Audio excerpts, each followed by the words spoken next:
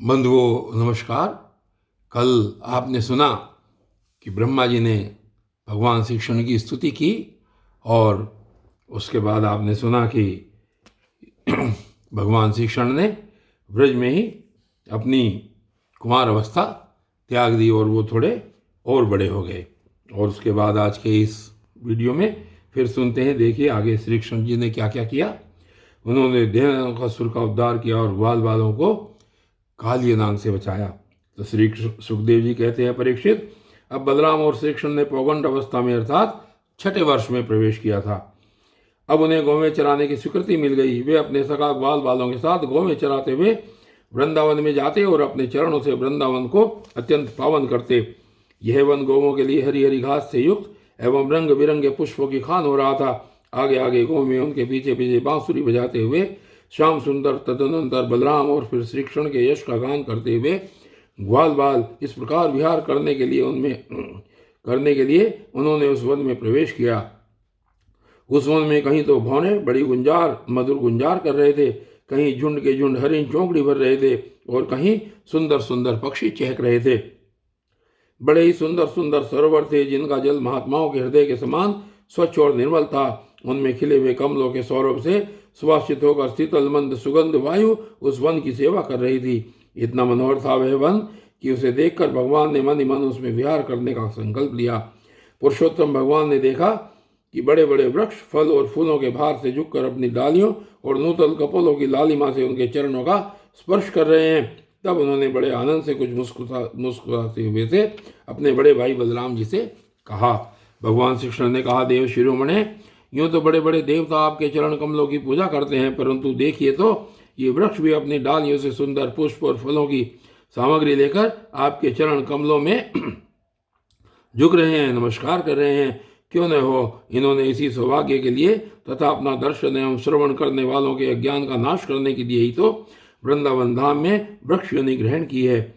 इनका जीवन धन्य है। आदि पुरुष, यद्यपि आप इस वृंदावन में अपने ऐश्वर्य रूप को छिपाकर बालकों की सी लीला कर रहे हैं, फिर भी आपके श्रेष्ठ भक्त मुनिगण अपने इष्ट देव को पहचान कर यहाँ भी प्राय भवनों के रूप में आपके भुवन पावन यश का निरंतर गान करते हुए आपके भजन में लगे रहते हैं। वे एक क्षण के लिए भी आपको नहीं छोड़ना चाहते। भाई जी, वास्तव में आप ही स्तुति करने योग्य हैं। देखिए, आपको अपने घर आया देखिए, मोर आपके दर्शनों से आनंदित होकर नाच रहे हैं।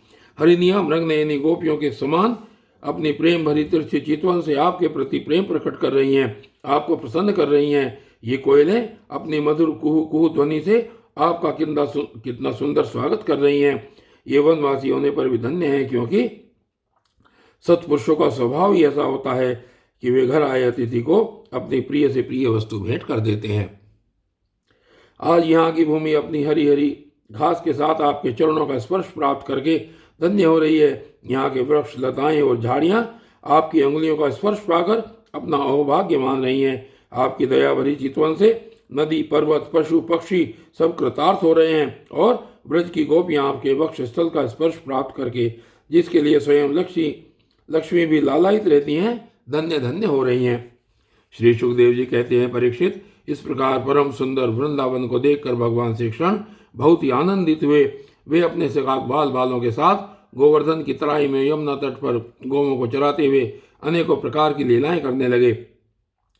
एक ओर ग्वाल बाल भगवान श्री कृष्ण के चरित्रों की मधुर तान छेड़े रहते हैं, तो दूसरी ओर बलराम जी के साथ वनमाला पहने हुए श्री कृष्ण मत वाले भवनों की सुरीली गुनगुनाहट में अपना स्वर मिलाकर मधुर संगीत अलापने लगते हैं। कभी कभी श्री कृष्ण कूजते हुए राजहंसों के साथ स्वयं भी कूजने लगते हैं और कभी नाचते हुए मोरों के साथ स्वयं भी ठुमुक ठुमुक नाचने लगते हैं और ऐसा नाचते हैं कि मयूर को उपहासास्पद बना देते हैं। कभी मेघ के समान गंभीर वाणी से दूर गए हुए पशुओं को उनका नाम ले लेकर बड़े प्रेम से पुकारते हैं। उनके कंठ की मधुर ध्वनि सुनकर गायों और ग्वाल बालों का चित्त भी अपने वश में नहीं रहता। कभी कौर क्रांच यानी कि कराकुल, चकवा, भरदूल और मोर आदि पक्षियों की सी बोली बोलते, तो कभी बाघ सिंह आदि की गर्जना से डरे हुए जीवों के समान स्वयं भी भयभीत की सी लीला करते। जब बलराम जी खेलते खेलते थक कर किसी ग्वाल बाल की गोद के तकिए पर सिर रखकर लेट जाते, तब श्री कृष्ण उनके पैर दबाने लगते, पंखा चलने लगते और इस प्रकार अपने बड़े भाई की थकावट दूर करते। जब ग्वाल बाल नाचने गाने लगते अथवा ताल ठोंक ठोंक कर एक दूसरे से कुश्ती लड़ने लगते, तब श्याम और राम दोनों भाई हाथ में हाथ डालकर खड़े हो जाते और हंस हंस कर वाह वाह करते। कभी कभी स्वयं श्री कृष्ण भी ग्वाल बालों के साथ कुश्ती लड़ते लड़ते थक जाते तथा किसी सुंदर वृक्ष के नीचे कोमल पल्लवों की सेज पर किसी ग्वाल बाल की गोद में सिर रखकर लेट जाते। परीक्षित, उस समय कोई कोई पुण्य के मूर्तिमान स्वरूप ग्वाल बाल महात्मा श्री कृष्ण के चरण दबाने लगते और दूसरे निष्पाप बालक उन्हें बड़े बड़े पत्तों या ओछियों से पंखा झलने लगते। किसी किसी के हृदय में प्रेम की धारा उमड़ आती तो वह धीरे धीरे उदार शिरोमणि परम मनस्वी श्री कृष्ण की लीलाओं के अनुरूप उनके मन को प्रिय लगने वाले मनोहर गीत गाने लगता। भगवान ने इस प्रकार अपनी योग माया से अपने ऐश्वर्यमय स्वरूप को छिपा रखा था। वे ऐसी लीलाएं करते जो ठीक ठीक गोप बालकों की सी मालूम पड़ती। स्वयं भगवती लक्ष्मी जिनके चरण कमलों की सेवा में संलग्न रहती हैं, वे ही भगवान इन ग्रामीण बालकों के साथ बड़े प्रेम से ग्रामीण खेल खेला करते थे। परीक्षित, ऐसा होने पर भी कभी कभी उनकी ऐश्वर्यमय लीलाएं भी प्रकट हो जाया करती थी। बलराम जी और श्री कृष्ण जी सखाओं में एक प्रधान गो बालक थे श्रीदामा। एक दिन उन्होंने तथा सुबल और स्तोक कृष्ण यानी कि छोटे कृष्ण आदि ग्वाल बालों ने श्याम और राम से बड़े प्रेम के साथ कहा, हम लोगों को सर्वदा सुख पहुंचाने वाले बलराम जी, आपके बाहुबल की तो कोई था ही नहीं है। हमारे मनमोहन श्री कृष्ण, दुष्टों को नष्ट कर डालना तो तुम्हारा स्वभाव ही है। यहाँ से थोड़ी ही दूर पर एक बड़ा भारी वन है, बस उसमें 5 के 5 ताड़ के वृक्ष भरे पड़े हैं। वहाँ बहुत से ताड़ के फल पक पक कर गिरते रहते हैं और बहुत से पहले के गिरे हुए भी हैं, परंतु वहाँ धेनुक नाम का एक दुष्ट दैत्य रहता है। उसने उन फलों पर भी रोक लगा रखी है। बलराम जी और भैया श्री कृष्ण, वह दैत्य गधे के रूप में रहता है। वह स्वयं तो बड़ा बलवान है ही, उसके साथी और भी बहुत से उसी के समान बलवान दैत्य उसी रूप में रहते हैं। मेरे शत्रुवादी भैया, उस दैत्य ने अब तक न जाने कितने मनुष्य खा डाले हैं। यही कारण है कि उसके डर के मारे मनुष्य उसका सेवन नहीं करते और पशु पक्षी भी उस जंगल में नहीं जाते। उसके फल हैं तो बड़े सुगंधित, परंतु हमने कभी नहीं खाए। देखो ने, चारों ओर उन्हीं की मंद मंद सुगंध फैल रही है। तनिक सा ध्यान देने से उसका रस मिलने लगता है। श्री कृष्ण, उनकी सुगंध से हमारा मन मोहित हो गया है और उन्हें पाने के लिए मचल रहा है। तुम हमें वे फल अवश्य खिलाओ दाऊ दादा। हमें उन फलों की बड़ी उत्कट अभिलाषा है। आपको रुचे तो वहाँ अवश्य चलिए। अपने सखा ग्वाल वालों की यह बात सुनकर भगवान श्री कृष्ण और बलराम जी दोनों हंसे और फिर उन्हें प्रसन्न करने के लिए उनके साथ ताल वन के लिए चल पड़े। उस वन में पहुंचकर बलराम जी ने अपनी बाहों से उन ताड़ के पेड़ों को पकड़ लिया और मत वाले हाथी के बच्चे के समान उन्हें बड़े जोर से हिलाकर बहुत से फल नीचे गिरा दिए। जब गधे के रूप में रहने वाले दैत्य ने फलों के गिरने का शब्द सुना, तब वह पर्वतों के साथ सारी पृथ्वी को कपाता हुआ उनकी ओर दौड़ा। वह बड़ा बलवान था। उसने बड़े वेग से बलराम जी के सामने आकर अपने पिछले पैरों से उनकी छाती में धुलकती मारी और इसके बाद वह दुष्ट बड़े जोर से रेंकता हुआ वहां से हट गया। राजन, वह गधा क्रोध में भरकर फिर रेंकता हुआ दूसरी बार बलराम जी के पास पहुंचा और उनकी ओर पीठ करके फिर बड़े क्रोध से अपने पिछले पैरों की धुलकती चलाई। बलराम जी ने अपने एक ही हाथ से उसके दोनों पैर पकड़ लिए और उसे आकाश में घुमाकर एक ताड़ के पेड़ पर दे मारा। घुमाते समय ही उस गधे के प्राण पखेर उड़ गए। उसके गिरने की चोट से वह महंत ताड़ का वृक्ष, जिसका ऊपरी भाग बहुत विशाल था, स्वयं तो तड़तड़ा कर गिरी पड़ा। सटे हुए दूसरे वृक्ष को भी उसने तोड़ डाला। उसने तीसरे ने चौथे को, इस प्रकार एक दूसरे को गिराते हुए बहुत से ताल वृक्ष गिर पड़े। बलराम जी के लिए तो यह एक खेल था, परंतु उनके द्वारा फेंके हुए गधे के शरीर से चोट खा खाकर वहां सब के सब ताड़ हिल गए। ऐसा जान पड़ा मानो सबको झंझावात ने झकझोर दिया हो। भगवान बलराम स्वयं जगदीश्वर हैं। उनसे यह सारा संसार ठीक वैसे ही ओतप्रोत है जैसे सूतों में वस्त्र। तब भला उनके लिए कौन आश्चर्य की बात है। उस समय धेनुकासुर के भाई बंधु अपने भाई के मारे जाने से क्रोध के मारे आग बबूला हो गए। सबके सब गधे बलराम जी और श्री कृष्ण जी पर बड़े वेग से टूट पड़े। राजन, उनमें से जो पास आया उसी को बलराम जी और श्री कृष्ण ने खेल खेल में ही पिछले पैर पकड़ कर ताल वृक्षों पर दे मारा। उस समय वह भूमि ताड़ के फलों से पट गई और टूटे हुए वृक्ष तथा दैत्यों के प्राणहीन शरीरों से भर गई। जैसे बादलों से आकाश ढक गया हो, उस भूमि की वैसी ही शोभा होने लगी। बलराम जी और श्री कृष्ण जी की यह मंगलमयी लीला देखकर देवतागण उन पर फूल बरसाने लगे और बाजे बजा बजा कर स्तुति करने लगे। जिस दिन देनाकुसुर मरा उस दिन से लोग निडर होकर उस वन के ताल फल खाने लगे तथा पशु भी स्वच्छंदता के साथ घास चरने लगे। इसके बाद कमल दल लोचन भगवान श्री कृष्ण बड़े भाई बलराम जी के साथ ब्रज में आए।